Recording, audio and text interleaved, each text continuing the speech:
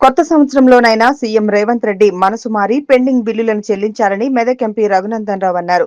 గురువారం నూతన సంవత్సరం సందర్భంగా గజ్వేల్ పట్టణంలోని శ్రీ లక్ష్మీ వెంకటేశ్వర ఆలయంలో ఆయన బీజేపీ నాయకులతో కలిసి ప్రత్యేక పూజలు నిర్వహించారు. ఈ సందర్భంగా ఆయన మాట్లాడుతూ తెలంగాణ రాష్ట్ర ప్రజలందరికీ నూతన ఆంగ్ల సంవత్సర శుభాకాంక్షలు తెలిపారు.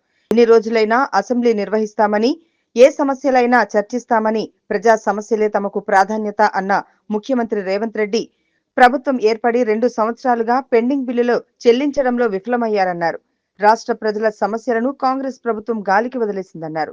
మన ఊరు మనబడిలో భాగంగా నిర్మాణం చేసిన విద్యా కమిటీ చైర్మన్ల సమస్యలను తీర్చలేదని అన్నారు. గత 2 సంవత్సరాలుగా గ్రామాల్లో మాజీ సర్పంచ్లు రకరకాల సమస్యలతో వేదన అనుభవిస్తున్నారని, నూతన ఆంగ్ల సంవత్సరం రోజున ముఖ్యమంత్రి రేవంత్ రెడ్డి మనసు కరిగి వారి సమస్యలను తీర్చాలన్నారు.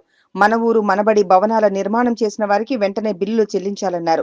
ఆయన వెంట మాజీ మున్సిపల్ చైర్మన్ గాడిపల్లి భాస్కర్, మాజీ కౌన్సిలర్ సుభాష్ చంద్రబోస్ తదితరులు ఉన్నారు. ఎన్ని రోజులైనా అసెంబ్లీ నడిపిస్తాం, ఏ సమస్యలైనా చర్చిస్తాం, ప్రజా సమస్యలే మాకు ప్రాధాన్యత అని చెప్పినటువంటి రాష్ట్ర ముఖ్యమంత్రి గారికి గత 2 సంవత్సరాలుగా మన ఊరు మనబడి పేరిట పిల్లలు బాగా చదువుకోవడానికి అవసరమైనటువంటి ఇన్ఫ్రాస్ట్రక్చర్ నిర్మాణం చేసినటువంటి విద్యా కమిటీ చైర్మన్లు, గ్రామాలకు సంబంధించినటువంటి మాజీ సర్పంచులు రకరకాలైనటువంటి అవస్థలకు గురవుతూ 2 సంవత్సరాలుగా వేతన అనుభవిస్తూ ఉన్నారు.